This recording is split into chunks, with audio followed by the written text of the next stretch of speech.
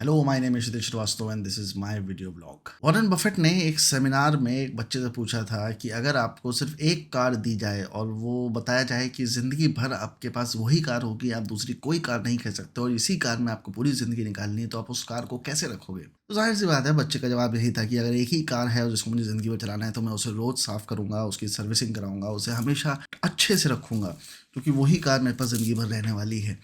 So this is one thought behind doing something which I didn't understand at the beginning, and I kept on quitting from one thing to another thing. एक चीज़ पकड़नी है, एक चीज़ मतलब एक ही चीज़। Life में grid बहुत आती है और लर्निंग प्रोसेस बहुत आसान हो गया है इस वक़्त, जहाँ पे आपको लगता है कि आप कुछ भी बहुत आसानी से सीख सकते हो।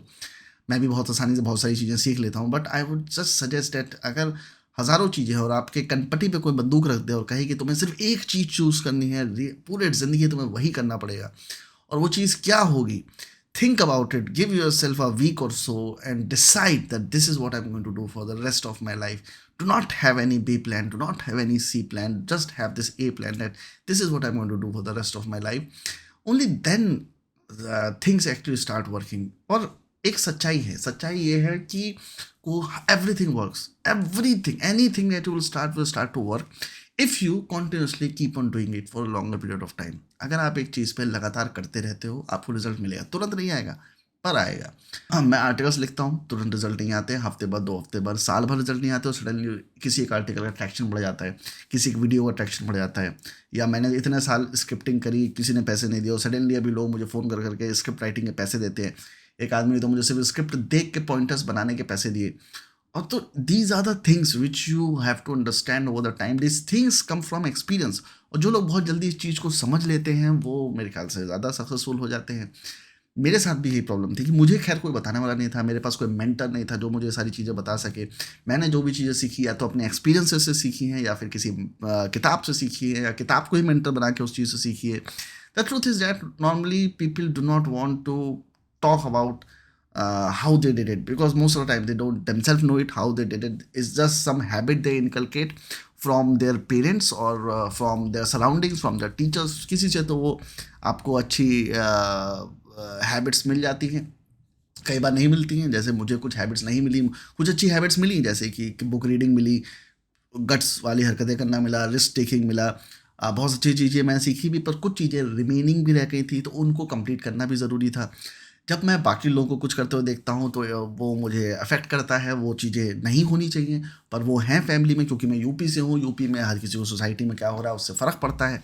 तो वो चीज़ इनबिल्ट थी मेरे अंदर और मैं उस चीज़ से नहीं निकल पा रहा था। मैं बहुत इमोशनल हूँ, जो भी अगेन मुझे विरासत में मिला है वो चीज़। हमारे घर में हर कोई इमोशनल है, मेरे आस-पास भी जो बहुत सारे लोग हैं वो इमोशनल हैं और ख़ास तौर पे नॉर्थ इंडिया के लोग बहुत इमोशनल होते हैं। सो वो एक चीज़ थी जो मुझे अपने अंदर से निकालनी थी। I have to being stop emotional, I have to first think about myself, then I have to think about other people. And जब तक आप खुद को सही नहीं कर पाओगे तब तक आप दूसरों को सही नहीं कर पाओगे।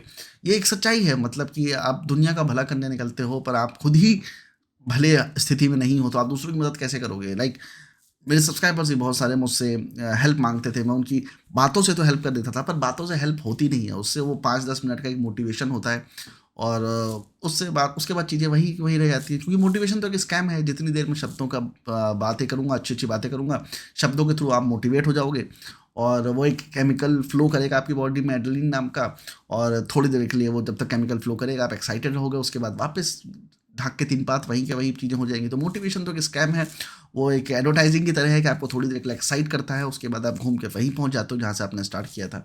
So this is one important thing that I think everyone has to understand, that they have to choose from many things that life provides you and pick one thing and do it for a longer period of time.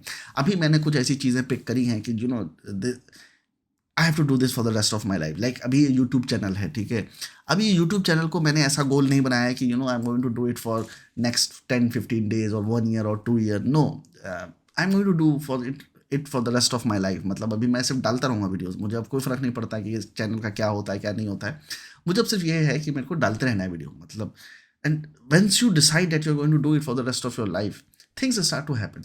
Because you keep on improving, you without even knowing you keep on improving on things, you keep getting keep learning new things, you keep understanding new things which you didn't know earlier.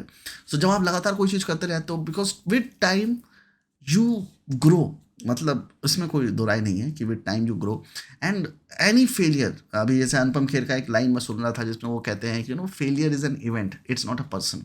It's a very interesting and motivating thing to understand that yes, failure is an event, not a person. If you fail at something, it does not mean that you are a failure. It means that particular event got failed.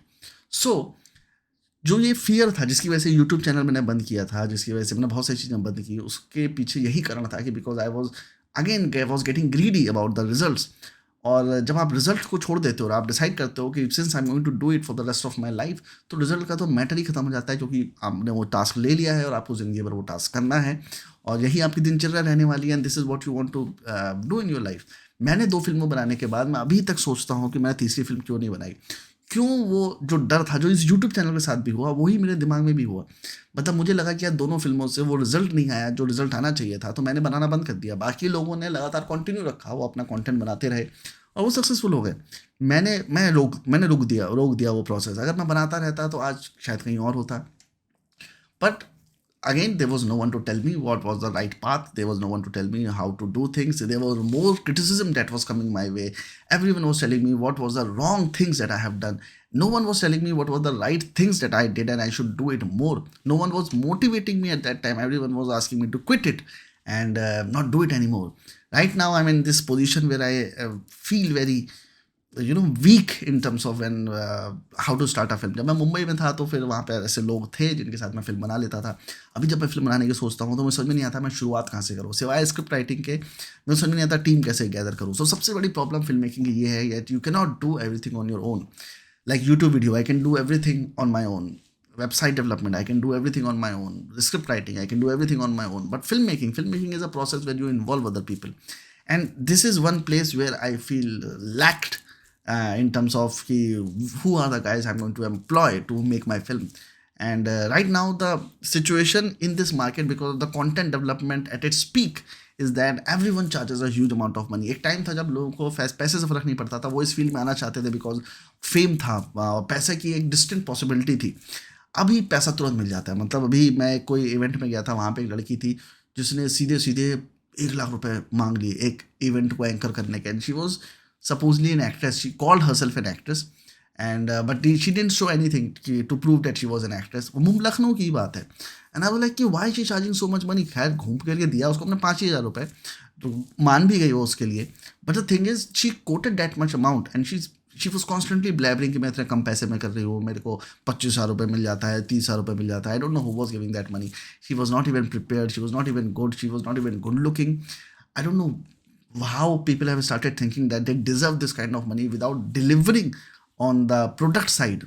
आप जो करना चाहते हो आप वो deliver ही नहीं कर रहे हो, उसके बाद आपकी एक्सपेक्टेशंस इतनी हाई है कि भैया मेरे को तो इतना पैसा मिलना चाहिए because other people are getting that much money. What they don't know is that they are making so much effort into it. अब आप किसी यूट्यूबर का या ब्लॉगर का कैमरा देखते हो और वो कैमरे पे वर्क कर रहा है, तो आप नहीं जानते हो कि यार वो दिन भर कैमरा लेके टहल रहा है और बेवकूफ़ लग रहा है। उसको भी अंदर से पता है कि वो बेवकूफ़ों की तरह कैमरा लेके रोड पे टहल रहा है और वीडियोस बना रहा है, and people are very awkward around him, and then later he is editing those videos, putting dubbing on it and captioning कर रहा है, वो सारी चीज़ें मेहनत कर रहा है और फिर वो व्यूज़ भी लेके आ रहा है।